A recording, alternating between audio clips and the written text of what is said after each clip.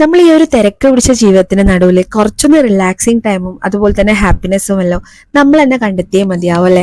അപ്പൊ ചെറിയ ചെറിയ കാര്യങ്ങളിൽ പോലും ഹാപ്പിനെസ് കണ്ടെത്താൻ നോക്കുക.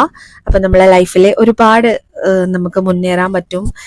അതുപോലെ തന്നെ നമുക്കിനി എന്താണോ ചെയ്യേണ്ടത് അതിന് വേണ്ടിയിട്ട് നമ്മൾ ഒരുപാട് ഹാർഡ് വർക്കും ചെയ്തേ മതിയാവും. അപ്പൊ ഒരു കണക്കിന് നമ്മളെല്ലാവരും ബിസി ആയിരിക്കുന്നത് തന്നെയാണ് കൂടുതൽ നല്ലത്. കാരണം എന്ന് വെച്ചാല് അതിൻ്റെതായ ഗുണം എന്തായാലും നമുക്ക് ഉണ്ടാവും.